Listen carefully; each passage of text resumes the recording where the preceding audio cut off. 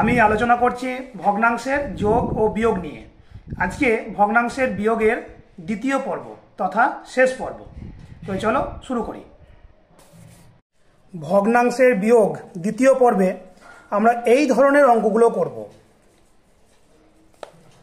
এই যেমন এই যে প্রত্যেকটা অঙ্ক দেখো, প্রত্যেকটা অঙ্ক কিন্তু একই টাইপের অঙ্ক। অতএব একটা অঙ্ক যদি আমি ভালো করে বুঝে নিই তাহলে এই সমস্ত অঙ্ক আমরা করতে পারবো। এরকমই একটি অঙ্ক আমি এখানে নিয়েছি, 18 পূর্ণ 3/4 মাইনাস 7 পূর্ণ 4/5। তো এই ধরনের অঙ্কগুলো কিভাবে করব আমরা? তো আমরা দুটো নিয়মে করতে পারি। একটা হচ্ছে এই মিশ্র ভগ্নাংশগুলোকে অপ্রকৃত ভগ্নাংশ করে নিয়ে তারপর বিয়োগ করতে পারি। আরেকটা পদ্ধতি হলো এই পূর্ণ অংশ দুটো বিয়োগ করব আর ফ্র্যাকশন পার্ট দুটো বিয়োগ করব। আমরা আসছি পরপর, আমি সেই দুটো নিয়ম দেখাচ্ছি। তো আমরা প্রথমে এই মিশ্র ভগ্নাংশগুলোকে অপ্রকৃত ভগ্নাংশে পরিণত করে বিয়োগ করে দেখাচ্ছি। 4 18 72, 72 এবং 3 যোগ করলে হবে 75। তাহলে 75/4 মাইনাস 5 7 35 এবং তার সঙ্গে আরও 4 যোগ মানে হচ্ছে 39, 39/5 সমান। এবার 4 এবং 5 লসাগু হচ্ছে 20, 4 5 20, 75কে 5 দিয়ে গুণ করলে হবে 375 মাইনাস 4 5 20, তাহলে 39, 39কে 4 দিয়ে গুণ করলে হবে 156, যেমন করে আমরা করি আর কি, ইজিক্যাল টু। এবার এগুলোকে মাইনাস করলে হবে 219/20। এবার যেহেতু এটা অপ্রকৃত ভগ্নাংশে চলে এসেছে, উপরে বড় নিচে ছোট, সুতরাং এটাকে আমাকে পূর্ণ করতে হবে। এটাকে যদি পূর্ণ করি তাহলে হবে 10 পূর্ণ 19/20। এবার এই অঙ্কটাকে আমি আরেক পদ্ধতিতে করব এবং এই পদ্ধতিটা আমি তুলনামূলকভাবে আমার সহজ বলে মনে হয় এবং এটা সত্যি তোমরাও প্র্যাকটিস করবে, তোমাদের কাছেও এটা সহজই লাগবে। তো দেখো এই পদ্ধতিটা কিভাবে আমরা বিয়োগটা করছি। তো এই পদ্ধতিতে আমরা যেটা করব, প্রথমেই এই পূর্ণ পার্ট দুটো বিয়োগ করে নেব। 18 মাইনাস 7 প্লাস এই ফ্র্যাকশন পার্ট দুটো এবার বিয়োগ করব। 3/4 মাইনাস 4/5। তো কী করলাম আমি? এই যে পূর্ণ পার্ট দুটো, এই পার্ট দুটো প্রথমে বিয়োগ করলাম আর ভগ্নাংশ পার্ট দুটো বিয়োগ করলাম সমান। এটা বিয়োগ করলে হচ্ছে দেখো 11 প্লাস, এবার এটাকে আমরা লসাগু করব, 20 লসাগু, 4 5 20 মানে 15 মাইনাস 5 6 4 5 20 16, এইটা হলো সমান 11 প্লাস নিচেতে 20 আছে। আচ্ছা, এই জায়গাটা কিন্তু একটু দেখতে হবে। 15 মাইনাস 16 কত হবে? এটা কিন্তু হবে -1। এই জায়গাটা যেন ভুল না হয়, এটা কিন্তু +1 নয়, -1। 15 মাইনাস 16 হচ্ছে -1। আচ্ছা, এর পরের লাইন 11, এই প্লাসে মাইনাসে মাইনাস 1/20, এটা হলো ইজিক্যাল টু। এবার আমরা 11টাকে ভাঙবো 10 প্লাস 1-এ, -1/20, যাতে করে এই বিয়োগটা আমরা করতে পারি। এটা আমরা বিয়োগের প্রথম পর্বে বলেছি যে কেন এটা করছি আমরা, এবং এটা সহজেই বিয়োগটা হয়ে যাচ্ছে। 10 প্লাস, এই ধরনের বিয়োগ আমরা জানি, এটা গুণ তার সঙ্গে এটা মাইনাস, তাহলে 20 একে গুণ করলে 20কে 20, তার থেকে 1 মাইনাস মানে 19/20 সমান। এবার দেখো আমরা যোগের পর্বেই দেখিয়েছি 19/20 এটা প্রকৃত ভগ্নাংশ, কাটাকুটিও যাচ্ছে না, তাহলে এবার সরাসরি হয়ে যাবে 10 পূর্ণ 19/20। দেখো দুটো আগে আমার তাই এসেছিল, উত্তর একই আসছে, কিন্তু এখানে পূর্ণ হয়ে উত্তর চলে আসছে এবং কোথাও কিন্তু কোনো গণ্ডগোল নেই, ভুল হওয়ার সম্ভাবনা খুব কম। আর এই পদ্ধতিতে করলে এই যে বড় বড় সংখ্যা আসছে তাকে আবার পূর্ণ করতে হচ্ছে।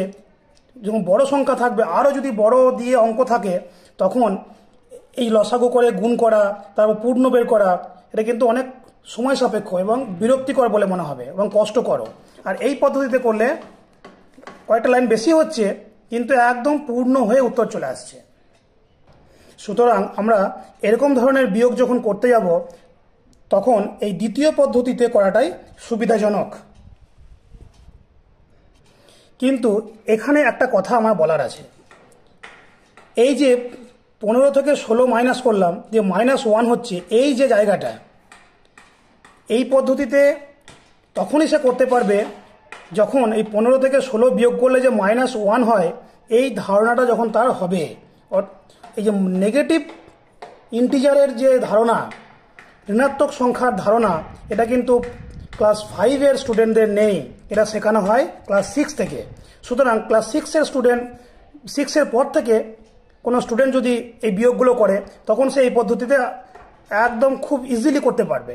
কিন্তু পঞ্চম শ্রেণীর ছাত্রছাত্রীরা এটা কিন্তু এই পদ্ধতিতে করতে পারবে না, কারণ সে 15 - 16 যে -1 হয় সেই ধারণা তার নেই। তখন তাকে এই কঠিন পদ্ধতিতেই, অপেক্ষাকৃত কঠিন পদ্ধতিতেই সে করবে। এবার সে যদি মনে করে যে আমি এই পদ্ধতিতে করব, কিন্তু এই যে সিচুয়েশনটা তৈরি হচ্ছে, এই সিচুয়েশনটাকে আমি ওভারকাম করব, তারও উপায় আছে। সেই পদ্ধতিটাও আমি দেখাচ্ছি, কিন্তু সেই পদ্ধতিটা করা একটু কষ্টকর তোমাদের পক্ষে।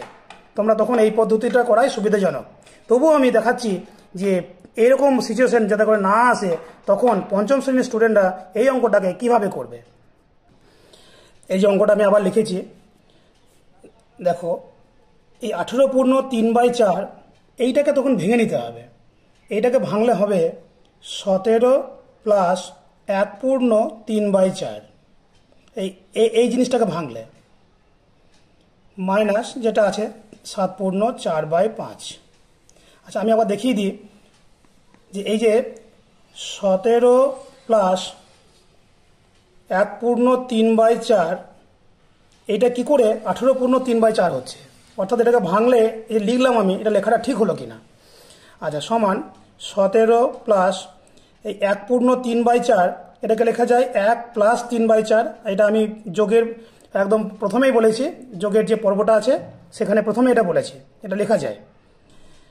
এবার এই 17 হয়ে গেছে 18 প্লাস 3/4, মানেই হচ্ছে 18 পূর্ণ 3/4। তা ঠিকই আছে তাহলে। তো এটাকে ভাঙলে আমি এভাবে লিখতে পারি।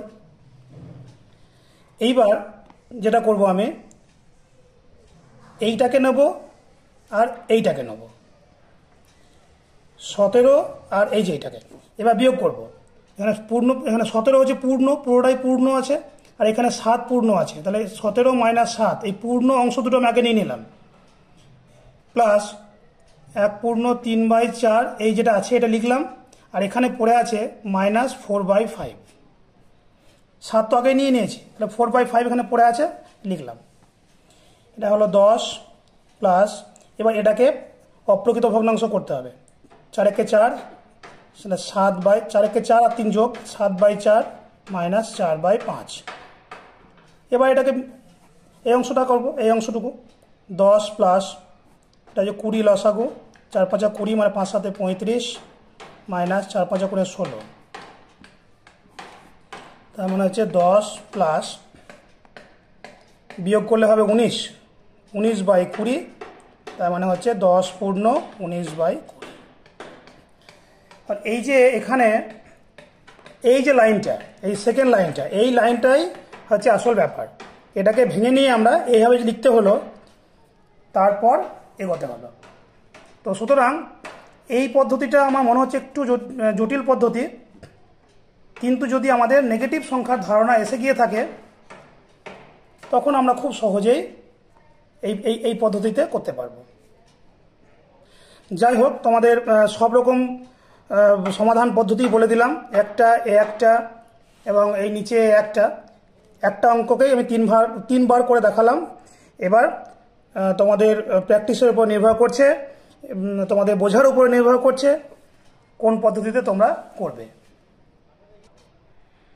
আজকের আলোচনা এই পর্যন্তই, অন্য দিন অন্য ভিডিও নিয়ে আসবো। ধন্যবাদ।